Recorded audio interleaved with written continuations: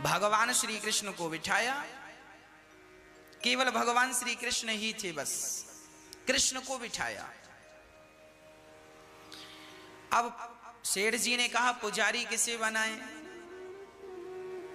तो सबने कह दिया कि ये आदमी बढ़िया, वही पंडित जी। सेठ जी ने कहा पंडित जी ये रहे भगवान के श्रृंगार, सोना है चांदी है, और ठाकुर जी को पहनाओ और खूब बढ़िया भोग लगाओ, और आप भी मंदिर में रहो और बढ़िया आनंद से भोग लगाकर खाओ। सेठ जी चले गए। अब पुजारी जी वही भोले भाले पंडित जी भगवान को टुकुर टुकुर देख रहे हैं। अच्छा वो भी अज्ञानी थे, मतलब कभी पूजा करी नहीं, पाठ किया नहीं, कोई पढ़ाई लिखाई थी नहीं। भगवान की पूजा कैसे करते हैं पंडित जी को ये भी पता नहीं था। तो भगवान के जितना श्रृंगार था, पंडित जी ने देखा कि ये हार तो बड़ा वजनदार है, और देखा तो भगवान बड़े छोटे से। उसको लगा, उसने कहा मनमोहन ये हार बड़ा वजनदार है, तुम गले में टांगोगे क्या होगा, थक जाओगे खड़े खड़े। एक काम करता हूं, मेरी पत्नी को दे देता हूं, वो कभी कभी पहना करेगी, बाकी उतार के रख दिया करेगी, जब आपको मन हो आप पहन लिया करो। अब वो हार सोना चांदी लेकर गया और अपनी पत्नी को दे के आया। पत्नी बोली कहां से ले आए? बोले कहा था ना मनमोहन मित्र है, आज मिला है। पत्नी ने कहा हमें बताओ कौन है? ये बैठे हैं। पत्नी ने कहा ये भगवान है। तो उसने कहा हाँ पता है ये भगवान है।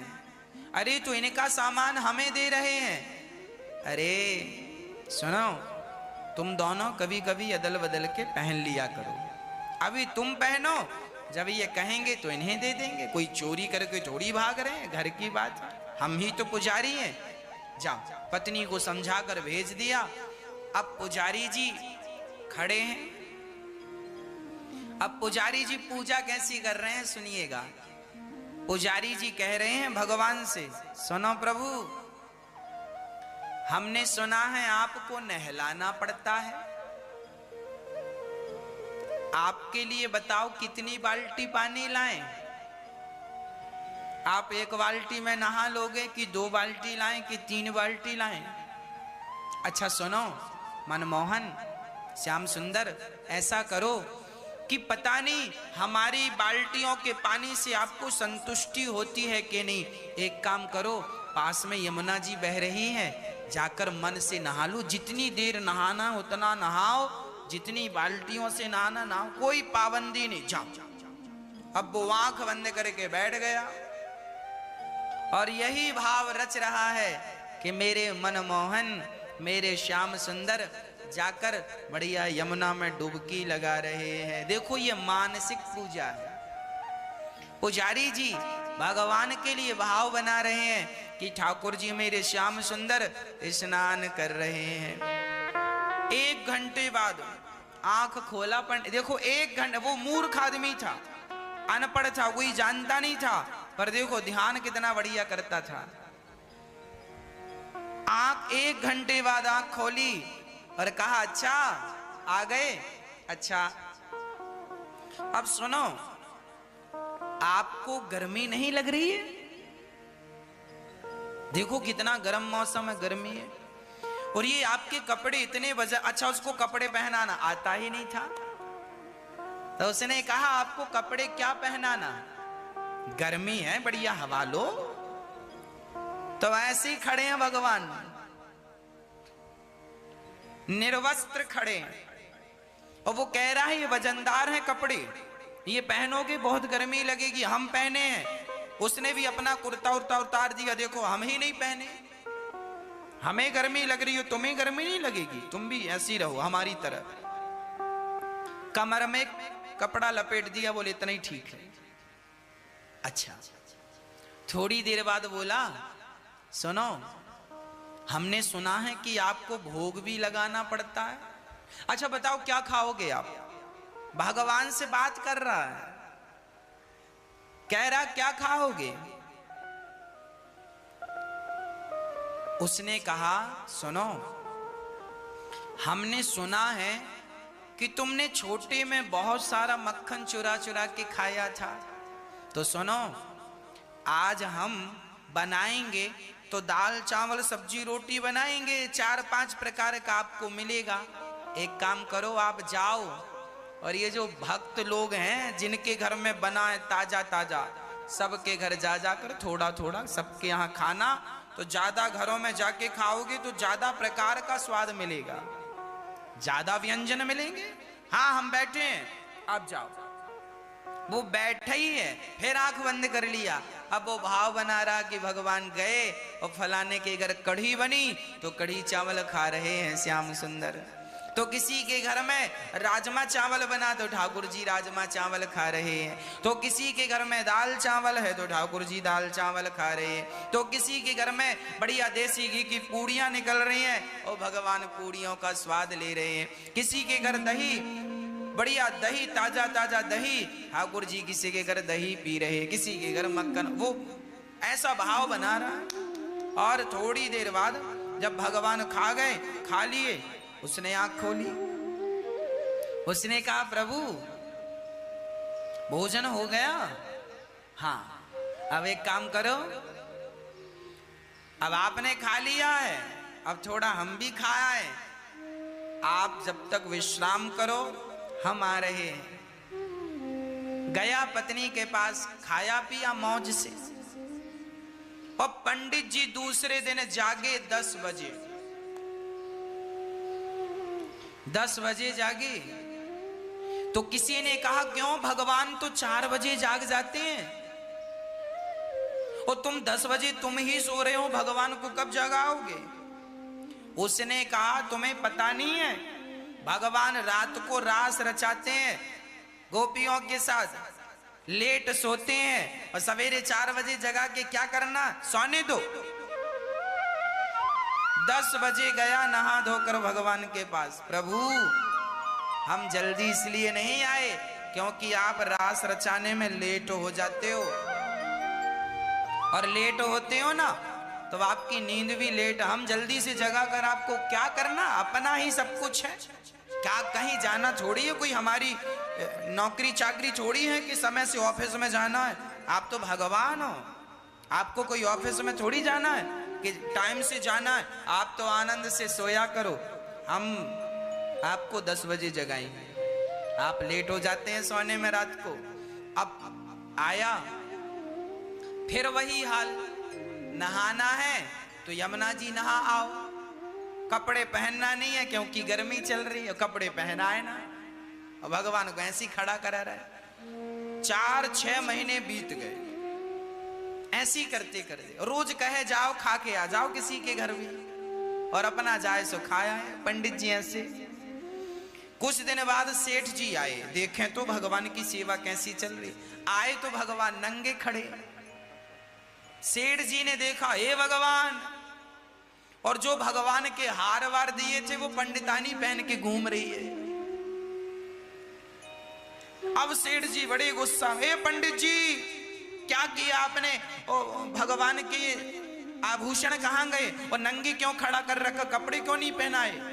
पुजारी जी ने कहा सेठ जी गर्मी चल रही, आपने भी कुर्ता पतला पहना, और भगवान कितने मोटे मोटे कपड़े हैं, आपने कोई पतले कपड़े तो दिए नहीं, ये मोटे कपड़े पहनाएंगे पसीने में डूब जाएंगे, अभी बोलेंगे उतार दो, हमने पहनाए ही नहीं जब उतार नहीं है तो। गांव वालों ने कहा भैया ये पंडित जी 10 बजे भगवान को उठाते हैं। सेठ जी ने कहा पुजारी जी अपना बोरिया बिस्तर बांधो, जाओ, हमें सेवा नहीं, तुमसे नहीं आती सेवा करनी। एक बढ़िया विद्वान ब्राह्मण लाए, और विद्वान ब्राह्मण ने और वेद उच्चारण करने वाले पंडित जी आए, और पंडित जी ने, सेठ जी ने कहा आपको पूजा करनी है।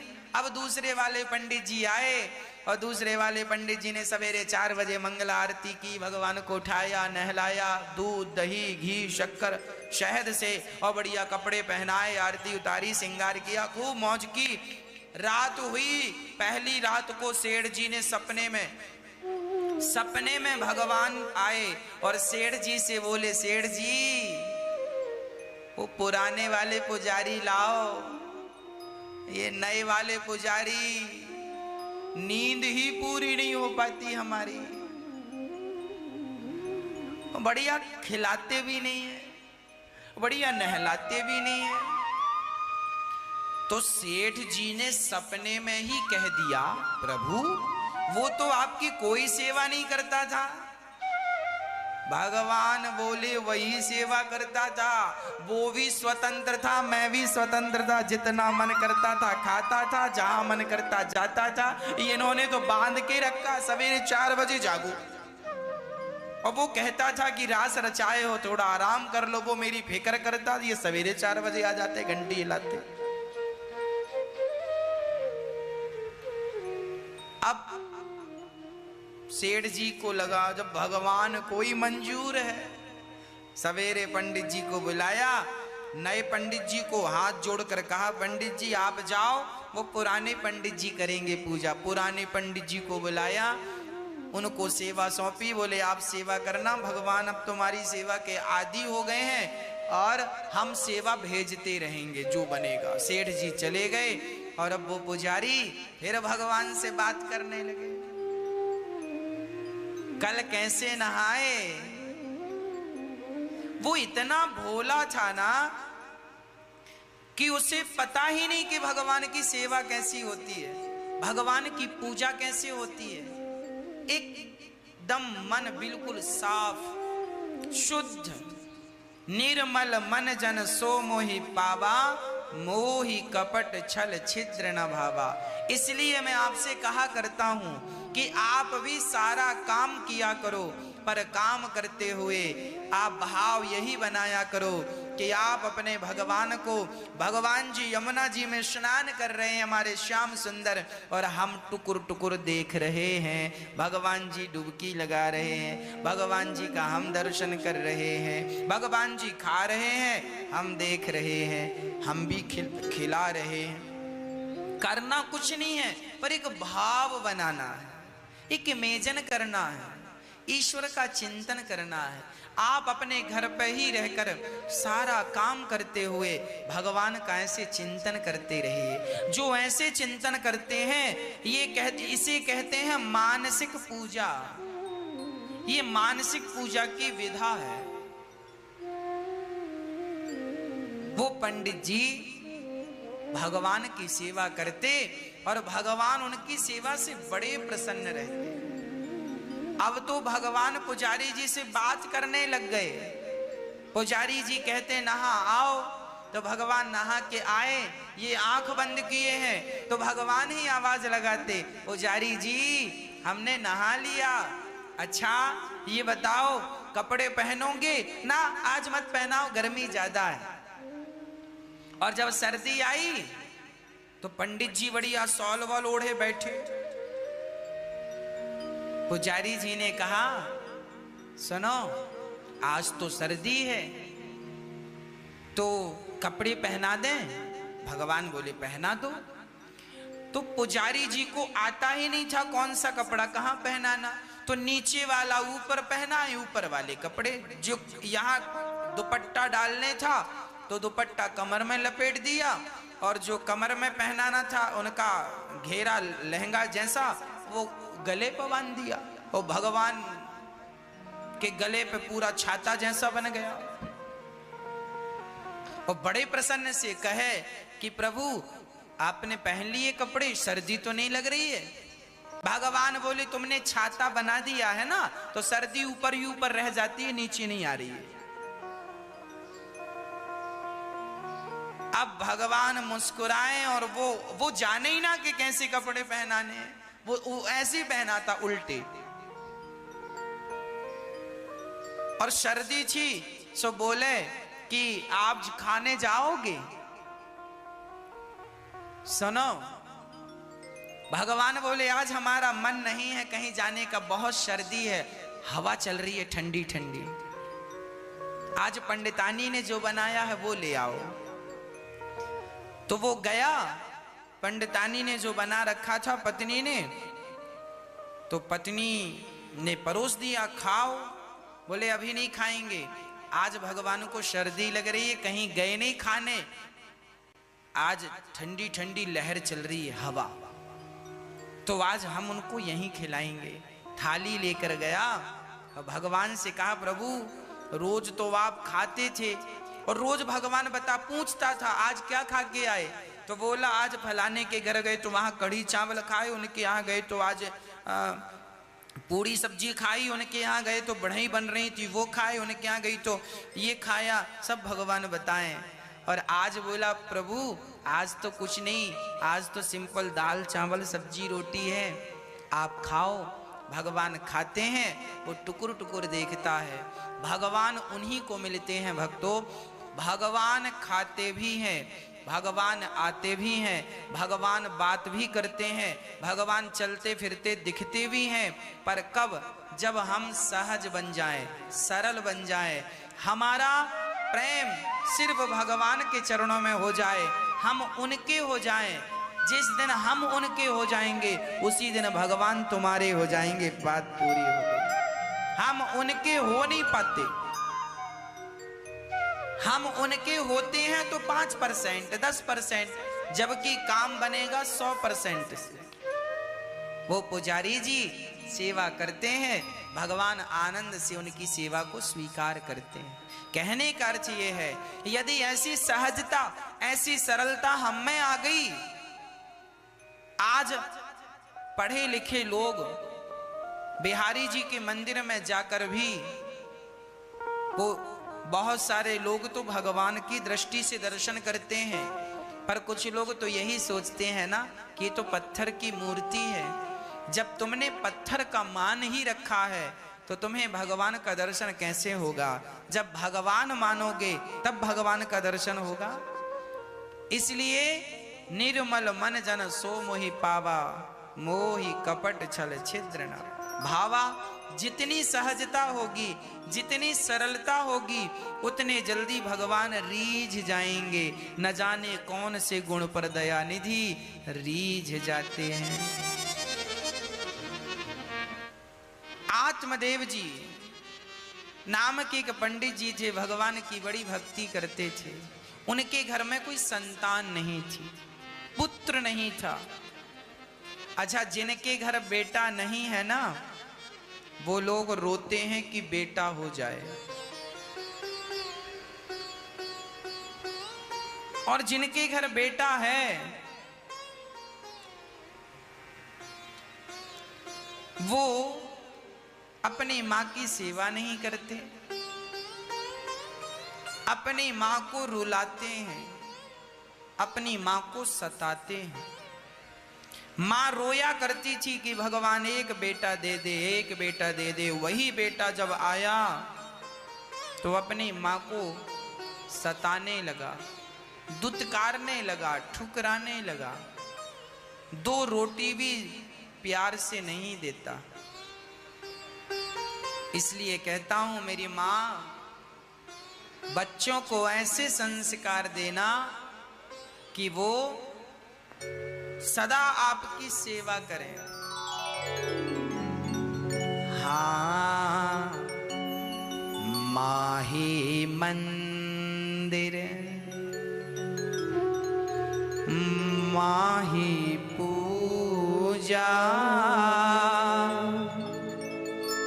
माँ से बढ़ के कोई न दूजा। माही मंदिर। बेटा, जिस माँ का तुम अनादर कर रहे हो वही मंदिर है, वही पूजा है, वही ईश्वर है। इसलिए अपनी माँ की ममता को कभी ना भुलाना, कभी माँ का अनादर ना करना। माँ के पुण्य से जगत बना है, ईश्वर को भी माँ ने जना है। माँ के पुण्य से जगत बना है, ईश्वर को भी, ईश्वर राम और कृष्ण को जन्म देने वाली भी माँ है। ईश्वर को भी माँ ने जना है। माँ की ममता एक कलश है, जीवन ज्योत है, अमृत रस है।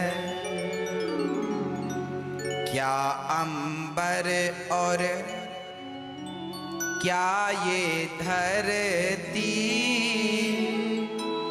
माँ की तुलना हो नहीं सकते।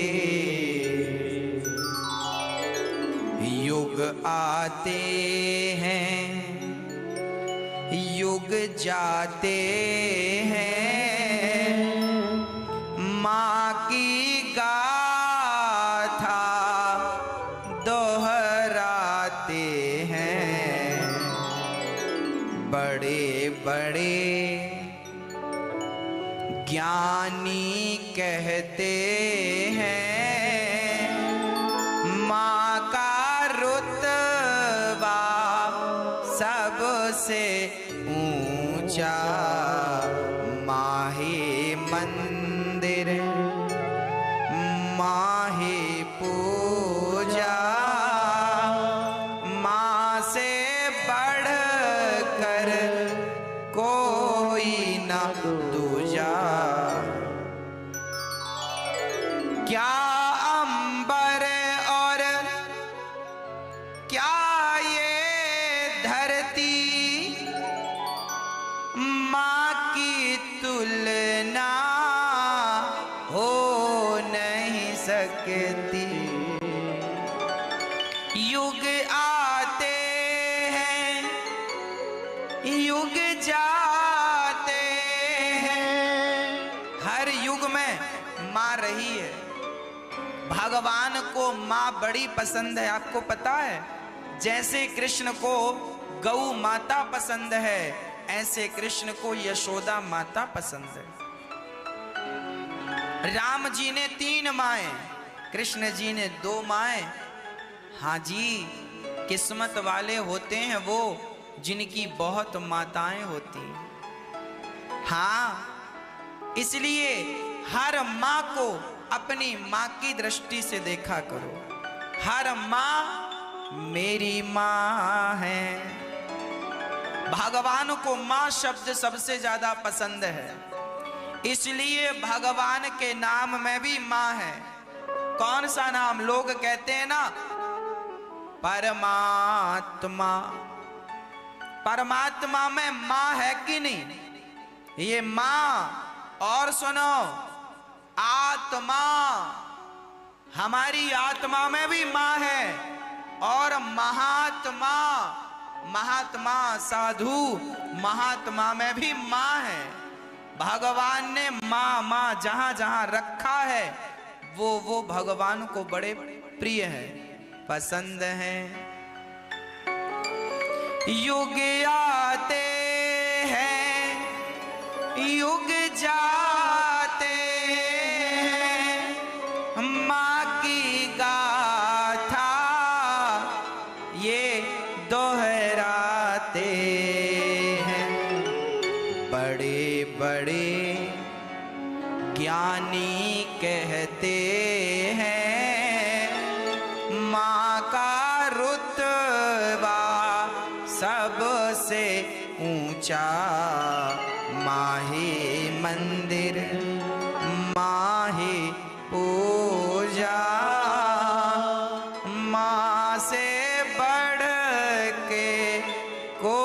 कोई ना दूजा।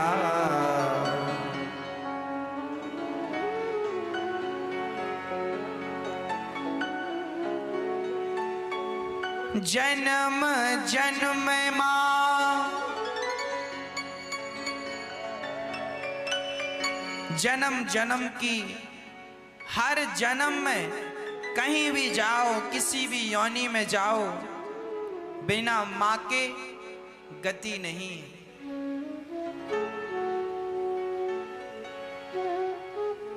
कल हमने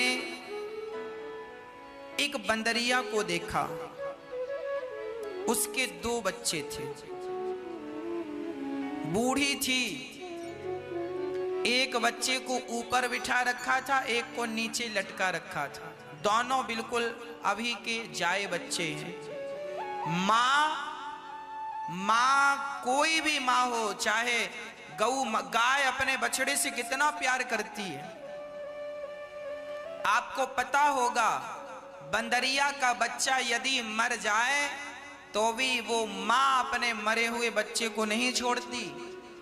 जब तक उसका शरीर बदबू नामा सड़ जाता है, सड़ ना जाए तब तक अपने मरे हुए बच्चे को लिए घूमती रहती है। माँ किसी भी योनि की माँ हो, बकरी भी माँ बनती है ना, तो वो अपने बच्चे से प्यार करती है। इसलिए किसी भी माँ का दिल ना दुखाओ, किसी भी योनि में रहो, माँ के बिना गति नहीं है। इसलिए कितना प्यार करती है माँ। भगवान ने माँ को अलग से ही बनाया है, बनाया नहीं है, स्वयं भगवान माँ बन गए। इसलिए बड़े बड़े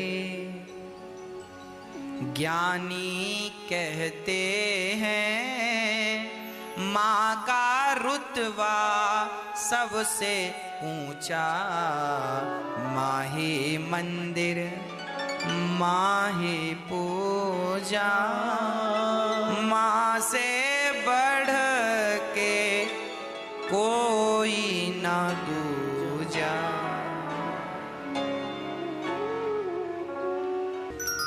आत्मदेव जी के कोई संतान नहीं थी, संतान के लिए वो जंगल गए, आत्महत्या करने लगे। तब एक संत ने कहा, कथम रोदसी विप्रत्वम, क्यों परेशान हैं, क्यों आत्महत्या कर रहे हैं? आत्मदेव जी ने कहा, महाराज मुझे पुत्र चाहिए। जिस पुत्र के कारण पुत्र नहीं था, इसलिए वो आत्महत्या करने लगे। अरे बच्चों के लिए माँ बाप क्या क्या नहीं करते। संत ने एक फल दिया, लो पत्नी को खिलाना। पत्नी ने फल खाया, खाया नहीं, गाय को खिलाया। बहन के बच्चे को उसने पैसों से खरीद लिया। उस बच्चे का नाम रखा धुंधकारी, और गाय के बच्चे को खरीदा, नाम रखा। गाय के भी एक बच्चा हुआ, फल खिलाया तो नाम रखा गौकर्ण। गौकर्ण पंडितो ज्ञानी, धुंधकारी महाखला। धुंधकारी महान दुष्ट हुआ। आत्मदेव जी से एक बार धुंधकारी ने कहा, पिताजी पैसे दो। नहीं दिया, मार लगाई आत्मदेव जी को। बेटे ने पिता को गांव में सबके सामने मारा। ऐसी औलाद भी होती है जो अपने माँ बाप पर हाथ उठाती है।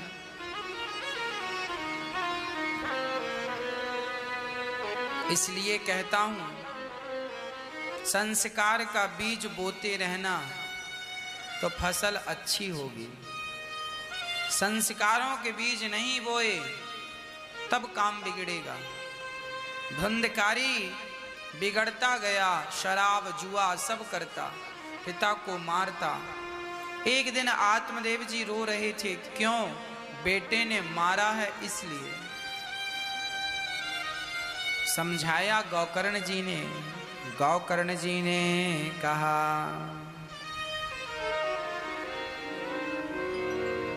देहे स्थिमांस रुधिरे भीमतिं त्यजत्वं जाया सुतादिषु सदा ममतां विमुञ्च पश्यानिशं जगदिदं क्षणभङ्गनिष्ठं वैराग्यरागरसिको भवभक्तिनिष्ठः।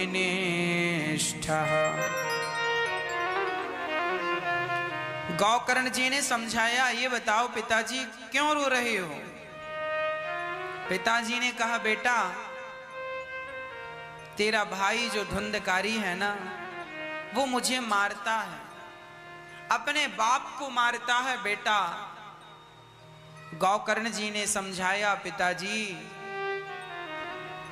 आप क्यों अपने पुत्र के मोह में पड़े हो? क्यों कह रहे हो कि ये मेरा बेटा है? गौकर्ण जी की बातें सुनकर आत्मदेव जी ने कहा बेटा तो क्या ये मेरा बेटा नहीं है?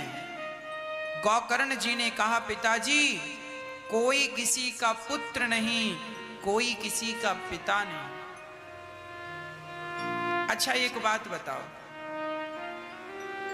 आकाश की बूंद जब गंगा जल में गिरती है, गंगा नदी में, तो वो आकाश की बारिश में जब पानी बरसता है तो गंगा जी में पानी की बूंद गिरती है तो वो पानी क्या बन जाता है? गंगा जल। वो पानी की बूंद यदि यमुना जी में गिरे तो यमुना जल। वो पानी यदि गंदे नाले में गिरे तो गंदा नाला। वो पानी की बूंद सरस्वती और सरयू जी में गिरे तो सरस्वती और सरयू। पानी का कोई नाम नहीं था।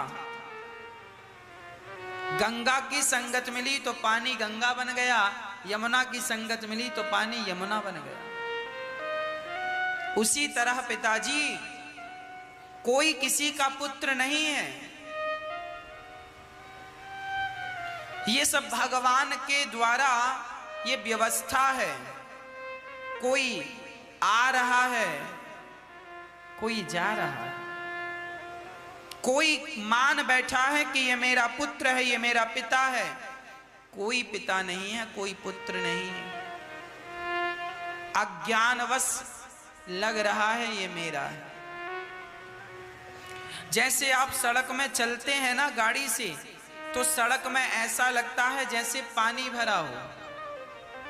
काली सड़क, डामल वाली सड़क में आप जब चलते हैं तो लगभग ऐसी भ्रांति होती है, गर्मियों में लगता है आगे पानी भरा होता है कि नहीं? जब आप जाकर देखते हैं पानी नहीं होता, पानी जैसा दिखता है पर पानी होता नहीं है। उसी प्रकार ये संसार अपना सा दिख रहा है, अपना सा लग रहा है, ना तो ये अपना है ना कभी अपना होगा। ये भ्रांति, पूरी जिंदगी लोग भ्रांति में जीते हैं। पिताजी एक बात बताओ, क्या ये शरीर आपका है?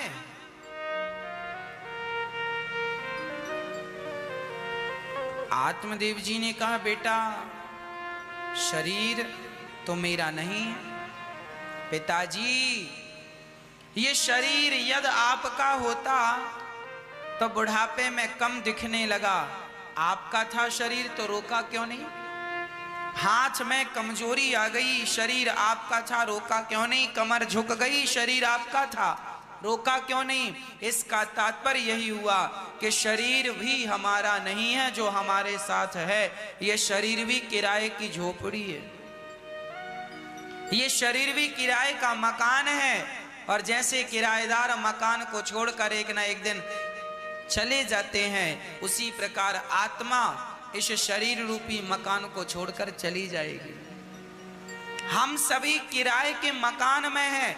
हम आत्मा हैं, हम ईश्वर की संतान हैं, पर मान बैठे हैं कि हम इनके हैं, हम उनके हैं। जब ये शरीर हमारा ना हो सका, ये भी साथ छोड़ देता है, तो पत्नी पुत्र परिवार भला तुम्हारे कैसे हो जाएंगे? अज्ञान का पर्दा हटाओ। कौन है तुम्हारा, पहचानो।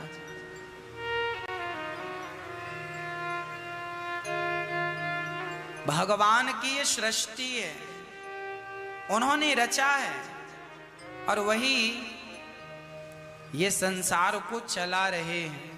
आज हमें जो दंड मिल रहा है,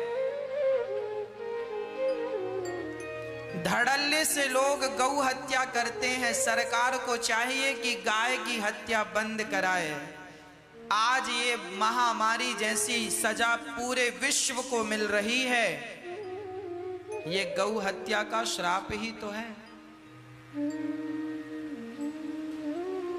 ये गौ हत्या जब होती है, कोई बोलता नहीं, कोई रोकता नहीं, तो क्या पाप करोगे उसकी सजा नहीं मिलेगी? ये बात अलग है कि पाप किसी और ने किया, सजा किसी और को मिल रही है, पर मिलेगी सजा। गेहूं के साथ घुन तो पिसता ही है। इसलिए पेड़ को काट दिया, धड़ल्ले से पेड़ काटे, लगाए नहीं, प्रकृति का संतुलन बिगाड़ा, सजा तो मिलनी ही है ना। रचा है सृष्टि को जिस प्रभु ने, वही ये सृष्टि चला रहा।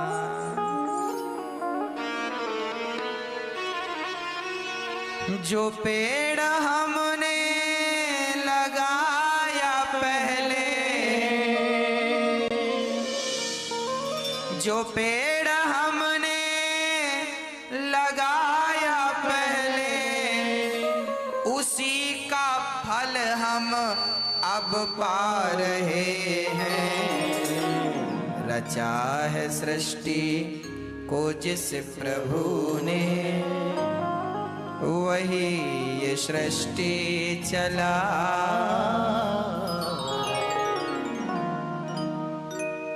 इसलिए कहता हूं, भगवान चला रहे हैं, प्रकृति के संतुलन को बिगाड़ा ना जाए। पाप ना हो, पाप होंगे तो इकट्ठे होकर के वो सजा भोगनी पड़ेगी। गौकर्ण जी ने समझाया, पिताजी कोई नहीं है तुम्हारा सिवा भगवान के, इसलिए भगवान से नाता जोड़ो। गौकर्ण जी के बात सुनकर पिताजी आत्म कल्याण के लिए चले गए। भागवत जी का पाठ करके उनकी सदगति हुई। धुंधली को धुंधकारी ने मारा, मां कुएं में कूदकर आत्महत्या। 5 वैश्याओं को धुंधकारी घर पे रखता है, 5 का पालन करता, चोरी करता है। उन 5 वैश्याओं ने मार डाला धुंधकारी को, गला दबाकर अंगार डाल दिया। जितना बड़ा पापी होगा उतनी दर्दनाक मृत्यु होगी। धुंधकारी मरा नहीं, जलता अंगार डाल दिया, मर गया। चूंकि माँ बाप को मारा था तो मुक्ति हुई नहीं, प्रेत बन के भटकने लगा धुंधकारी। जो व्यक्ति पाप करता है उसे प्रेत योनि में जाना पड़ता है। आपको भूत और प्रेत ना बनना हो तो कभी अपने माँ बाप को मत सताना। माँ बाप को सताने वाला मरकर सीधा प्रेत ही बनेगा, उसका कोई चारा उपाय नहीं है। प्रेत बनना है, निश्चित है। धुंधकारी प्रेत बना। मुक्ति कब हुई? जब गौकर्ण जी ने धुंधकारी को भागवत सुनाई। ये भागवत ही वो उपाय है कि प्रेत योनि से भी भागवत मुक्त करती है। प्रेत पीड़ा विनश्यति, प्रेत को भी तारने की ताकत श्रीमद् भागवत में है। जब भागवत हुई, बांस की ग्रंथि में जाकर धुंधकारी बैठा। पहले दिन की कथा में पहली गांठ, दूसरे दिन की कथा में बांस की दूसरी ग्रंथि, तीसरे दिन की कथा में तीसरी ग्रंथि खुली। एक दिव्य पुरुष निकला, विमान पर बैठा। 7 दिन की कथा से उसका मोक्ष हो गया, उद्धार हो गया। ये 7 दिन की कथा में 7 ग्रंथियां खुलने का तात्पर्य क्या है? हमारे भीतर भी बहुत सारी ग्रंथियां हैं। काम, क्रोध, लोभ, मोह, अहंकार, मत्सरता, कपट, ये ग्रंथियां हैं। एक दिन की कथा से एक ग्रंथि खुल जाए, यही कथा की सार्थकता है। धुंधकारी मोक्ष को प्राप्त करता है भागवत जी के बल पर। इसलिए घर में हो भागवत सुनते रहिएगा। औरों को भी निवेदन करो, अपने रिश्तेदारों को, पड़ोसियों को फोन लगाकर बताओ, भैया अभी घर से बाहर नहीं निकल सकते तो घर में बैठकर भागवत सुन लीजिए। कथा साधना चैनल पर 2.5 से 6 रोज चल रही है। और YouTube पर भी आप अपने मोबाइल पर YouTube पर अनिरुद्धाचार्य जी डालेंगे, YouTube पे आपको कथा श्रवण करने को मिल जाएगी। सुबह अन्य क्षेत्र चलता है, वो अन्य क्षेत्र को आप देखना चाहें लाइव सुबह 8 बजे से, तो आप अपने YouTube पर गौरी गोपाल आश्रम डालें। गौरी गोपाल आश्रम करके दूसरा चैनल है YouTube पर, गौरी गोपाल आश्रम डालिए, आपको सुबह अन्य क्षेत्र का दर्शन होगा। आप जुड़े रहें, देखते रहें, दर्शन करते रहें। दर्शन का भी पुण्य है, श्रवण का पुण्य है।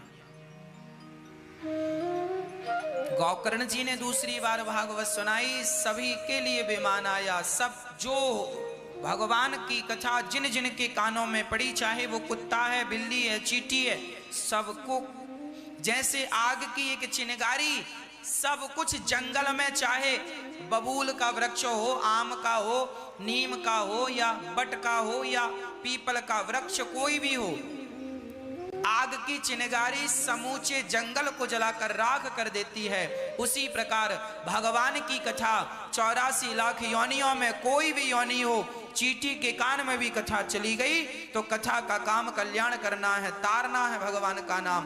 भगवान की कथा भगवान का नाम तार देता है। समूचे ब्रह्मांड को तारने की ताकत भागवत जी में।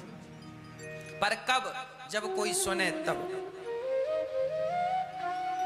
इसलिए सभी लोग भागवत सुनकर अपना कल्याण करें, आप प्रेरित करिए। धुंधकारी का उद्धार हुआ, गौकर्ण जी को भगवान ने हृदय से लगाया। श्रोता कैसा हो, वक्ता कैसा हो, निरूपण हुआ। वक्ता विरक्तो वैष्णवो विप्रो वेद शास्त्र विशुद्धिकृत। वक्ता कैसा हो? वक्ता ब्राह्मण होना चाहिए। वक्ता अपनी बात, शास्त्रों की बात समझाने में कुशल होना चाहिए। वक्ता भगवान का भक्त हो। श्रोता कैसे हो? श्रोता सदा भगवान का चिंतन करने वाले हों, भगवान से प्रेम करने वाले हों, सामाजिक सांसारिक बातों में ना उलझे हों, केवल भगवान के चरणों में प्रीति रखते हों, ऐसे श्रोता होने चाहिए। भगवान प्रकट हो गए ताता थैया करके। प्रहलाद जी, ध्रुव जी, नारद जी नाचने लगे। सनकादियों की भागवत सफल हुई, भगवान का सबको दर्शन हुआ। जन्माद्यस्य यतोऽन्वयादितरतश्चार्थे सुभिज्ञः स्वराट् तेने ब्रह्म हृदय आदि कवये मुह्यन्ति यत्सूरयः तेजो वारि मृदाम यथा विनिमयो यत्र त्रिसर्गो मृषा धाम्ना स्वेन सदा निरस्तकुहकं सत्यं परं धीमहि। जो परमात्मा जन्म देने वाले हैं, हम सभी का पालन करने वाले हैं, संहार करने वाले, ऐसे परमात्मा जो स्वराट हैं, जो सबको मोहित करने वाले, ऐसे भगवान की शरणागति ग्रहण करते हैं, ऐसे भगवान को प्रणाम करते हैं सत्य स्वरूप जानकर। कुंती बुआ ने भगवान से दुख मांगा, भगवान ने उन्हें अपनी कृपा प्रदान कराई। पितामह भीष्म की सदगति भगवान ने की और राजा परीक्षित को 7 दिन में मरने का श्राप लगा। राजा परीक्षित शुकताल में गए, सुखदेव जी का आगमन हुआ।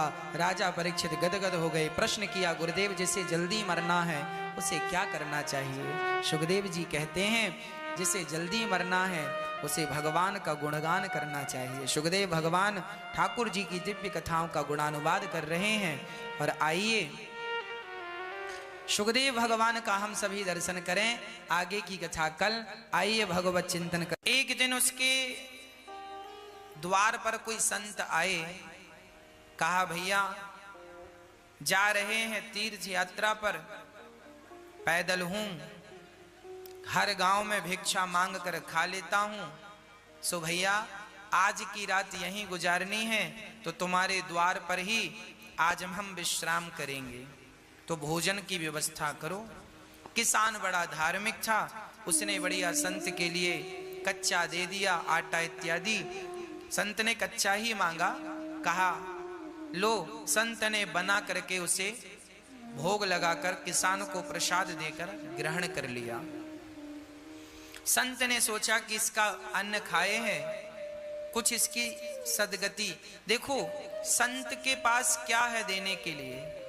संत के पास देने के लिए एक ही चीज है, बोले ईश्वर तक पहुंचने का उपाय, ईश्वर तक पहुंचने का रास्ता संतों को पता है, सो वही रास्ता सबको बताते रहते हैं। किसी की समझ में आता है तो उस रास्ते पर चल के वो ईश्वर तक पहुंच जाते हैं, किसी की समझ में नहीं आता सो नहीं पहुंच पाते। संत ने कहा किसान से, भैया तुम रोज 1 घंटा कीर्तन किया करो। किसान ने कहा, सरकार ये काम नहीं हो सकता, मैं किसान हूं और बहुत काम रहता है, पत्नी बच्चों में किसानी में समय बिल्कुल नहीं मिलता कि मैं 1 घंटा कीर्तन करूं।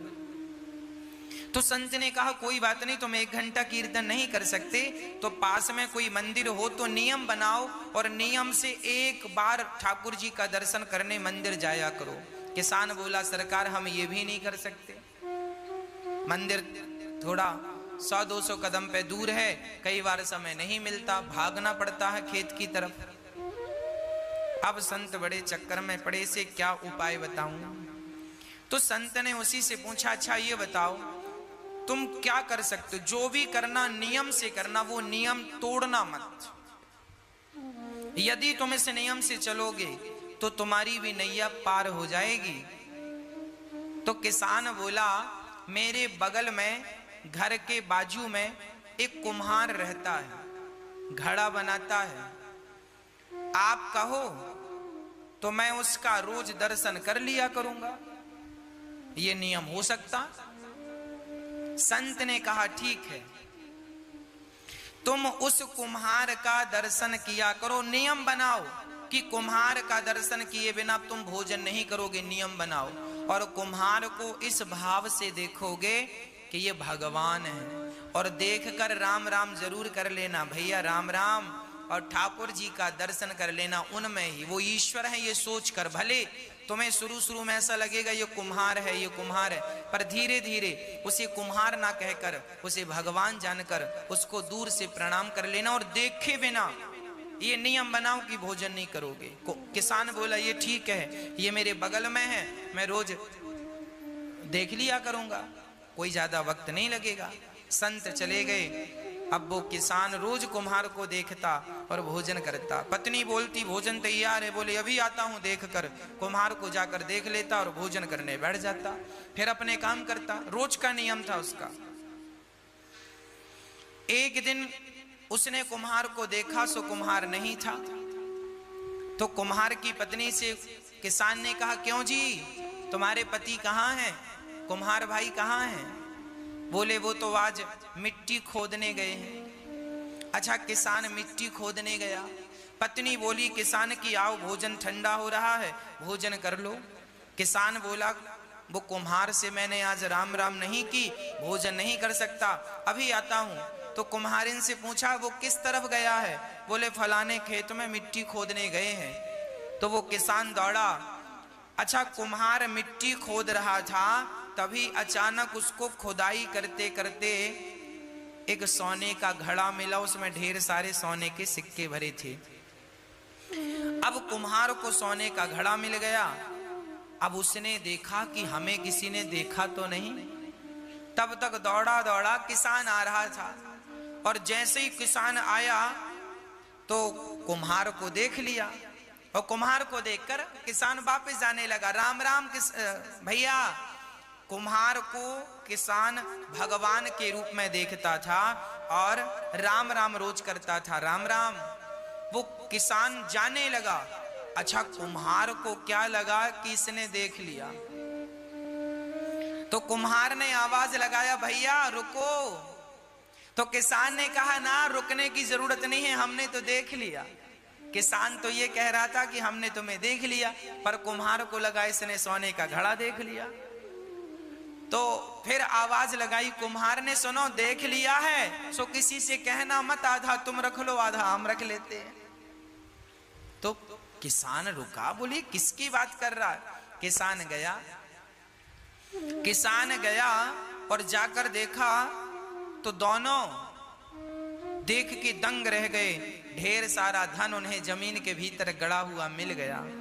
दोनों ने आपस में बांटकर उस धन से साधु संतों की सेवा स्टार्ट करी। और उस किसान ने पूरी बात बताई कि एक संत को मैंने केवल एक दिन का भोजन कराया, उस भोजन कराने का फल यह है कि उन्होंने मुझे नियम में बांध दिया, और आज उस नियम में बंधने के कारण विधाता ने मेरी सारी दरिद्रता दूर कर दी, मेरा धन धान्य से घर भर दिया। एक बार किसी भूखे व्यक्ति को भोजन कराने का ये फल है कि देर सवेर ईश्वर तुम्हें धनवान बनाएंगे बनाएंगे बनाएंगे। आप एक नियम बनाओ कि रोज भगवान का कीर्तन करेंगे, रोज भगवान का नाम जपेंगे। बिना नाम जपे, बिना कीर्तन किए, बिना ईश्वर का दर्शन किए भोजन ग्रहण नहीं करेंगे। ये नियम, जो व्यक्ति नियम से चलता है उसे भगवत प्राप्ति निश्चित होती है। इसलिए नियम जरूरी है जीवन में। संयम और नियम, संयमी बनो, भोग और विलास से मन को हटाओ और ईश्वर के प्रेम के नियम में बंध जाओ। यही है आनंद। जब व्यक्ति आनंद चाहता है तो भगवान की शरण में जाए तो सारा आनंद से उसका जीवन तन मन भर जाए।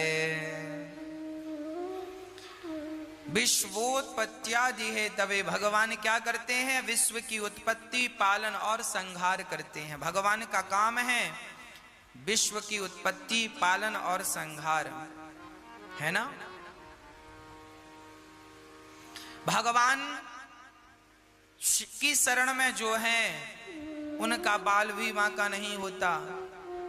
तापत्रय विनाशाय, दैहिक दैविक भौतिक तापा, राम राज्य काहू नहीं व्यापा।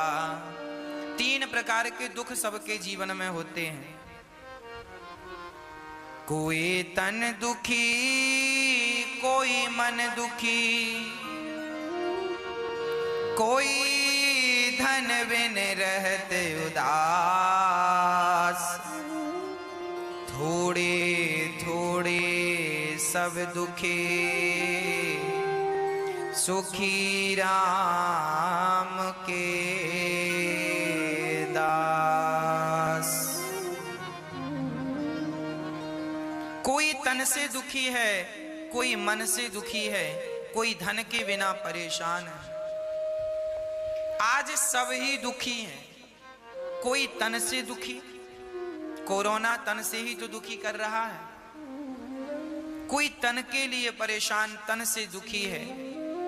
कोई मन का रोगी है, मन की इच्छाएं अधूरी रह गई तो डिप्रेशन आ गया, मन में बड़ी चिंता है, मन में बड़ी टेंशन है।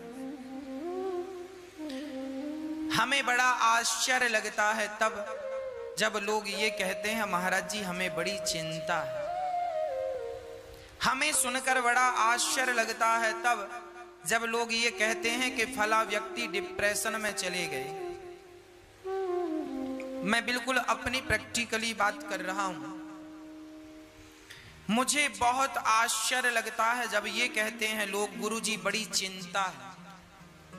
मैं आपसे पूछना चाहता हूं, बताइए आपको किस बात की चिंता है? क्या चिंता है आपको? जो हो रहा है क्या वो तुम्हारी मर्जी से हो रहा है? नहीं, ईश्वर की मर्जी से हो रहा है। अच्छा, जो कल हुआ क्या वो तुम्हारी मर्जी से हुआ? वो भी ईश्वर की मर्जी से। और कल जो होगा वो भी किसकी मर्जी से? क्या तुम्हारी और हमारी? अरे वो भी विधाता की मर्जी से। जब उसी की मर्जी का हो रहा था, उसी की मर्जी का हो रहा है और उसी की मर्जी का होना है, तो तुम किस बात की चिंता कर रहे हो भैया? क्यों दुबले हो रहे हो चिंता कर करके? क्या चिंता है? जो होना है वो होके रहेगा। चिंता मत करो, परमात्मा का चिंतन करो। नेगेटिविटी मिटा दो। नेगेटिव जो सोच है आपकी, नकारात्मकता है, समाप्त कर दो। सदा पॉजिटिव रहा करो, सकारात्मक रहा करो। हम चिंता क्यों करें? क्या हमारे सोचने से, हमारे चिंता करने से क्या कोई समाधान निकलता है? यदि निकलता है तो हम चिंता करें। जो व्यक्ति चिंता कर रहा है इसका अर्थ यही है कि उसे विधाता पर, भगवान पर भरोसा नहीं है। यदि भरोसा होता तो आप चिंता ना करते, आप चिंतन करते। हे नाथ, होगा वही जो मेरे परमात्मा को, मेरे कृष्ण को मंजूर होगा। जो होना है होके रहेगा, तो आप समर्पण उनमें कर दो। क्यों चिंता कर रहे हो? सब बढ़िया होगा। आप तो केवल प्रसन्नता से ईश्वर का दर्शन करो, उनका नाम जपो, सब अच्छा होगा। होठों पे मुस्कान बनाए रखो। मैं आपसे निवेदन करूं, एक संकल्प हम सबको लेना चाहिए। सदा प्रसन्न रहने का संकल्प लेना चाहिए। सदा प्रसन्न रहो। सच्चिदानंद रूपाया, ईश्वर आनंद के स्वरूप हैं। एक बात बताओ, जो भक्त सदा मुस्कुराता रहता है, प्रसन्न रहता है, भगवान उस पर जल्दी प्रसन्न हो जाते हैं। एक मैया वृंदावन आई और ठाकुर जी लड्डू गोपाल जी खरीदने के लिए दुकान गई। तो लड्डू गोपाल जी की दुकान में जाकर दुकानदार से कहा, भैया वो वाले ठाकुर जी दो, वो वाले कृष्ण दो। दुकानदार ने कहा, वैसे ही तो ये हैं, इनको क्यों नहीं लेती हो मैया? तो मैया ने कहा, भैया वो वाले गोपाल जी की ना स्माइल ज्यादा है, वो ज्यादा मुस्कुरा रहे हैं, तो हमें वो अच्छे लग रहे हैं। आप भी मूर्तियां खरीदते हैं, आप भी जब गोपाल जी खरीदते हैं ना, तो एक बार उनकी मुस्कान पे जरूर नजर डालते हैं। जिन ठाकुर जी की मुस्कान ज्यादा होगी आप उन्हें ही पसंद करते हैं। जब भक्त को भगवान मुस्कुराता हुआ अच्छा लगता है तो भगवान भी कहते हैं कि मुझे भी मुस्कुराता हुआ भक्त बहुत अच्छा लगता है। जो सदा मुस्कुराता है वो ईश्वर की हर हाल में पूजा ही करता है। इसलिए डिप्रेशन, चिंता छोड़कर ईश्वर के भरोसे रहकर सदा मुस्कुराइए, सदा प्रसन्न रहिए, सदा आनंद में रहिए। ये वक्त भी गुजर जाएगा, ये दुख का वक्त भी गुजर जाएगा। बस ईश्वर का चिंतन और होठों पे सदा मुस्कान बनी रहे। सदा मुस्कुराते रहा करो, सदा हंसते रहा करो। ये हंसने मुस्कुराने का मौका अभी मिला है, हंस लो, मुस्कुरा लो। पता नहीं अगले जन्म में हमें विधाता ने कुत्ता बिल्ली की योनि दे दी तो कुत्ते बिल्ली की योनि में तो हंसा मुस्कुराया नहीं जा सकता। गधा और बंदर बना दिया तो मुस्कुराया और हंसा नहीं जा सकता। ना जाने कौन सी अगली योनि मिल जाए और हम हंसने और मुस्कुराने के लिए तरस जाएं। अभी अवसर है, अभी मुस्कुरा कर ईश्वर का धन्यवाद करो तो आपकी गति बिगड़ेगी नहीं। और आप अभी से बंदर का मुंह बना के बैठेंगे तो अगले जन्म में भगवान बंदर ही बनाएंगे। कई लोग ना हम देखते हैं हंसते ही नहीं, बैठे हैं बंदर का मुंह बना के। एक सज्जन, उनको 1 महीने में 2 लाख रुपए का फायदा हो गया। पड़ोसियों ने कहा, किसी ने कहा क्यों, आप तो बड़े प्रसन्न होंगे, आपको तो 2 लाख का फायदा हुआ। उन्होंने कहा काहे की प्रसन्नता, हम तो बड़े दुखी हैं। बोले काय बात का दुख है। बोले हमारे पड़ोसी को 4 लाख का फायदा हो गया, हमें तो 2 का ही हुआ। लो फायदा हो गया फिर भी वो उदास हैं, फिर भी मुस्कुरा नहीं। ऐसों को भगवान बंदर ही बनाएंगे, जाओ गधा बना देंगे। तुम तो कभी हंसते नहीं थे। अरे भगवान ने ये मनुष्य का तन दिया है हंसने के लिए, खिलखिलाने के लिए, मुस्कुराने के लिए, पर आप बस रोते ही रहते हैं टेंशन में, दिन रात टेंशन। भगवान जाने काहे की टेंशन है आपको। जो होगा वो होगा, उसे ना आप रोक सकते हैं ना मैं। होनी तो होके रहे, अनहोनी ना होए, और जाको राखे राम जी, मार सके ना कोई। हाँ जी, भगवान पे भरोसा हो, अटूट भरोसा हो, वो भरोसा हो जो टूटे ही ना। हम संसार के लोगों को देखते हैं, भरोसा वो बनाते हैं, थोड़ी सी मुसीबत आई तो भरोसा तोड़ देते हैं। थोड़ा सा संकट आया, संसार का व्यक्ति थोड़ा सा भी संकट बर्दाश्त नहीं कर पाता। संकट आया और उसका भरोसा टूटा, अरे भगवान की जितनी भक्ति की वर क्या मिला, लोग ये कह देते हैं। भगवान भी बहुत मुस्कुराते होंगे। वाह, एक रिक्शे वाले से एक व्यक्ति ने कहा, भैया स्टेशन जाओगे? रिक्शा वाला बोला चलेंगे साहब। कितना पैसा? रिक्शा वाला बोला 30 रुपए लगेगा।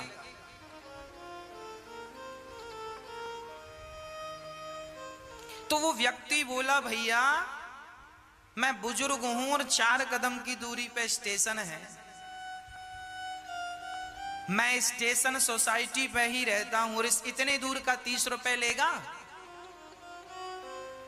बाकी रिक्शे वाले तो मैं रोज 10 रुपए में जाता हूं और आज तुझे 30 रुपए चाहिए।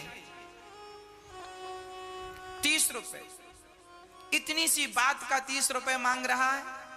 दूसरे रिक्शे वाले, उस बुजुर्ग ने कहा, जा हम तेरे रिक्शे में नहीं बैठते। पीछे रिक्शे आया, उसने फिर पूछा, भैया स्टेशन तक जाना कितना? उसने कहा, बाबूजी 10 रुपए लगता है।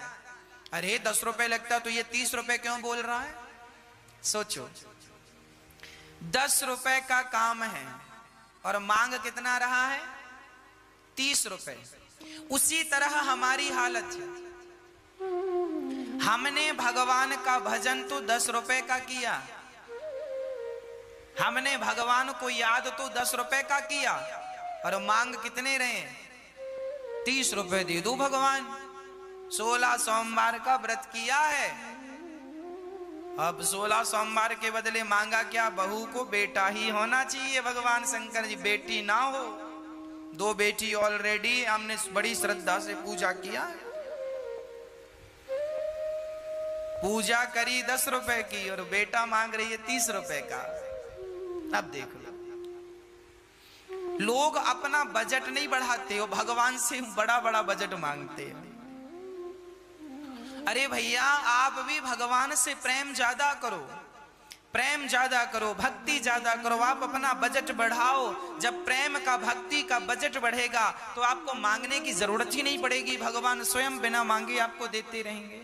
और भगवान तो सबके माता पिता हैं, उनसे कुछ मांगने की जरूरत नहीं पड़ती। वो सर्वांतर्यामी हैं, वो सब कुछ जानते हैं। आपके बिना कहे समझ लेते हैं कि आपको किस चीज की जरूरत है। आप सच्चा प्रेम कीजिए, भगवान आपको सब कुछ देंगे, है ना? सदा मुस्कुराइए, सदा ईश्वर का धन्यवाद कीजिए, शिकायत कभी ना कीजिए। क्या सुदामा जी के जीवन में शिकायत थी? गरीब थे, 4-4 दिन चूल्हा नहीं जलता था, परम उपासक थे सुदामा जी। सुदामा जी चाहते तो कह सकते थे, वाह कन्हैया, मैंने तेरा इतना भजन किया और तूने मुझे क्या दिया? पर नहीं, जिससे प्यार किया है ना, उससे शिकायत नहीं करूंगा, और वो भी प्यार भगवान से।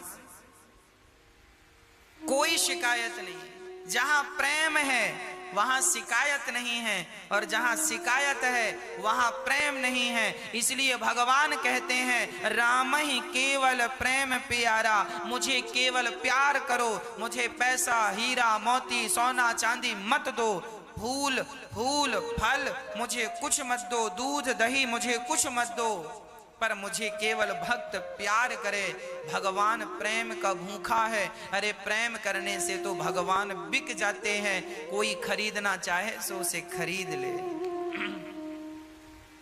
केवल प्रेम, राम ही केवल प्रेम प्यारा, जान ले जो जान निहारा। भगवान हमारा सारा दुख हर लेते हैं। कोई तन से दुखी है, भगवान की शरण में जाए सो तन अच्छा हो जाए। एक सज्जन हमसे बोले गुरुजी, ये बात लगभग 2 वर्ष पुरानी है, 2-2.5 वर्ष पुरानी बात हम आपको कह रहे हैं। एक सज्जन ने हमसे कहा, महाराज जी बुजुर्ग थे, उन्होंने कहा कि डॉक्टर ने हमसे कह दिया था कि अब आपका जीवन पूरा होने को है, कभी भी प्राण निकल जाएंगे। तो उन्होंने कहा जब कभी भी प्राण निकल जाएंगे तो हॉस्पिटल से छुट्टी कर दो। उन्होंने कहा घर जाइए। अब वो घर आ गए। वो दादाजी कथा सुनने आए और पर्सनल हमसे मिले, और उन्होंने कहा महाराज जी 3 साल पहले डॉक्टर ने कहा था कि तुम्हारा शरीर कह रहा है कि कभी भी प्राण निकल जाएंगे, पर महाराज जी देखो मैं भगवान की कथाएं निरंतर सुनता था, कीर्तन निरंतर करता था, तो आज 3 साल हो गए, अभी मैं स्वस्थ हूँ, काम भी कर लेता हूँ। डॉक्टर कह रहे थे कभी भी तुम मर जाओगे, और 3 साल से मैं स्वस्थ हूँ, काम कर रहा हूँ। डॉक्टरों के हिसाब से तो मैं मर गया हूँ, अब तो भगवान की दी जिंदगी को आनंद से जी रहा हूँ, इसलिए जो जिंदगी है उन्हीं के नाम कर दी है मैंने जिंदगी। हाँ जिंदगी अब तो मेरी तेरे नाम सावरे, जिंदगी अब तो मेरी तेरे नाम सावरे। बची हुई जिंदगी भगवान के नाम कर दो।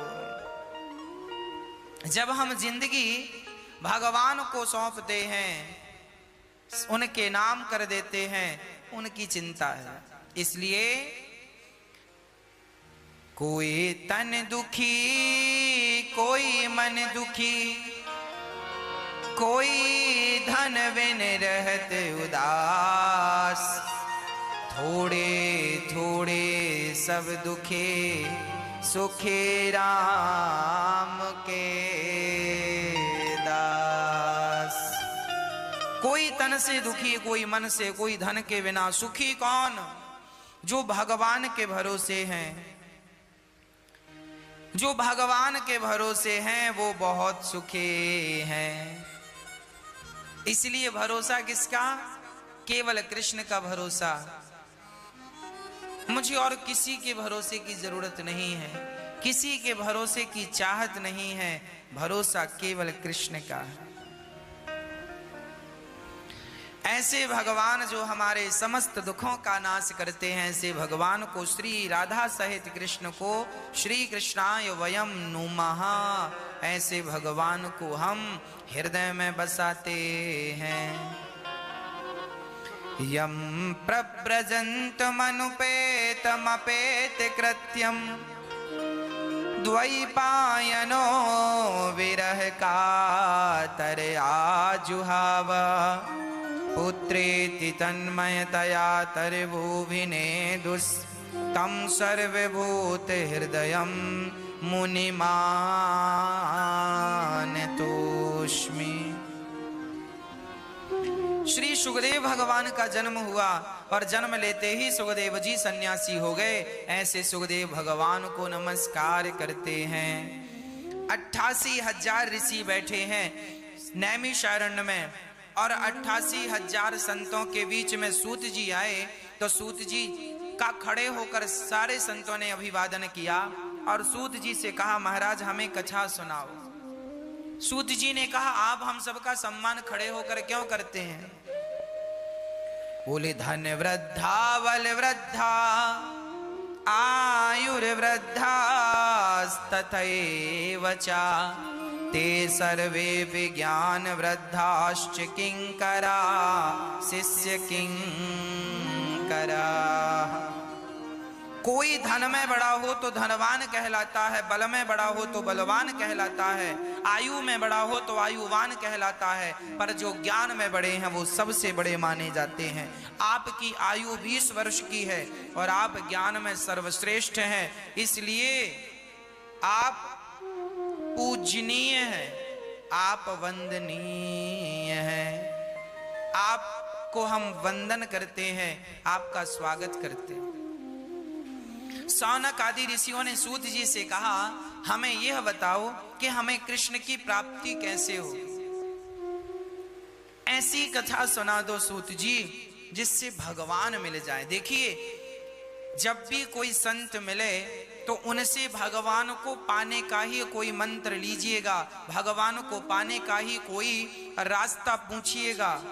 कोई सांसारिक बातें मत कीजिएगा साधु संतों से। ये सांसारिक तुच्छ विषय, संसार का तुच्छ सा सुख, इसके पीछे भागने वाला जीवन भर भागे तो भी दुखी ही रहता है, और कोई भगवान के लिए 10-20 कदम रख ले तो उसका कायाकल्प हो जाता है। सूत जी ने कहा सुनो, अब हम तुम्हें ऐसी कथा सुनाते हैं जो देवताओं को भी दुर्लभ है। एक बार देवराज इंद्र अमृत का घड़ा लेकर सुखदेव जी के पास आए और कहने लगे कि आप राजा परीक्षित को भागवत सुना रहे हैं, सो आप राजा परीक्षित को स्वर्ग का अमृत पिला दें और हमें भागवत तामृत पिला दें, भागवतामृत। क्वा तब सुखदेव भगवान ने कहा क्वा सुधा क्वा कथा लोके क्वा काचः क्वा मणिर्महान् ब्रह्मरातो विचार्य एवं तदा देवाञ्जहासः।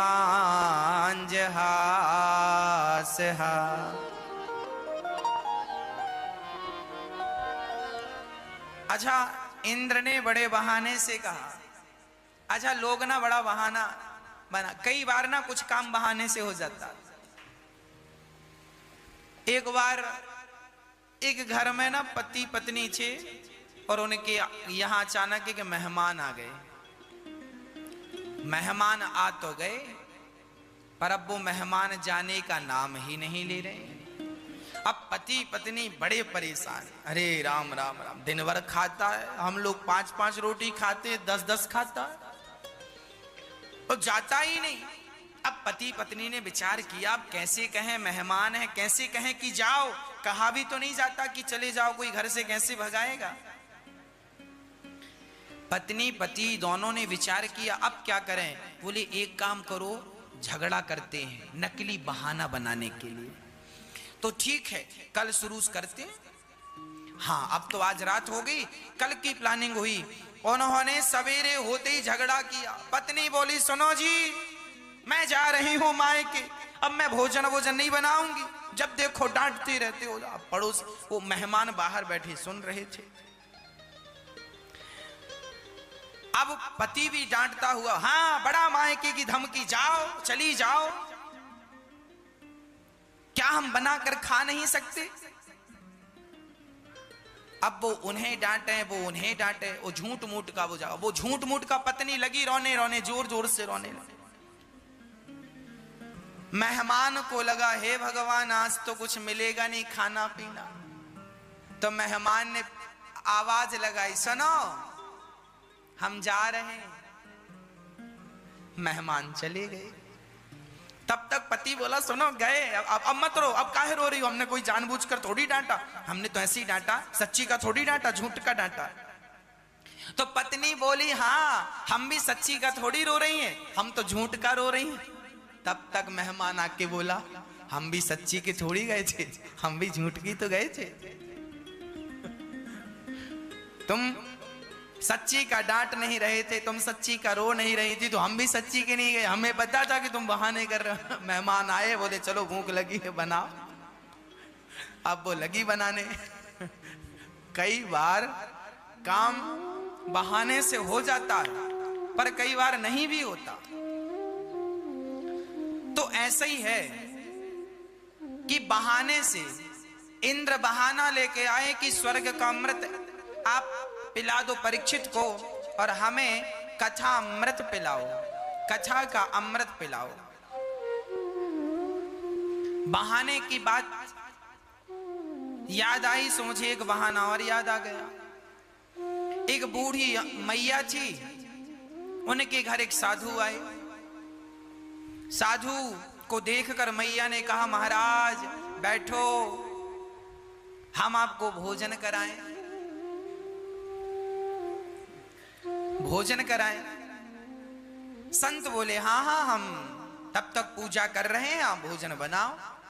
अब वो बूढ़ी माँ बड़े प्रेम से वो बहुत बढ़िया भोजन बनाए, और भोजन बना के संत को कहा बैठो। अब संत ने कहा ठीक है, हम बैठ गए। मैया ने थाल में सब कुछ, दाल चावल खीर सब्जी पूड़ी रोटी सब बनाया था, सब परोसा, पर बेचारी पापड़ परोसना भूल गई। पापड़ भी बनाया था, पर चूल्हे के पास ही पापड़ अब इतना परोसा तो बेचारी भूल गई। और अब वो महात्मा खाते खाते उनकी नजर पापड़ पे गई। अब वो खा रहे हैं सब, पर बार बार उनका ध्यान पापड़ में है कि पापड़ भी मिल जाता, पर कहें कैसे कि पापड़ दे दो। तो उन्होंने बहाने से कहा, मैया आज हम आ रहे थे ना तो एक बड़ा सांप मिला। अच्छा,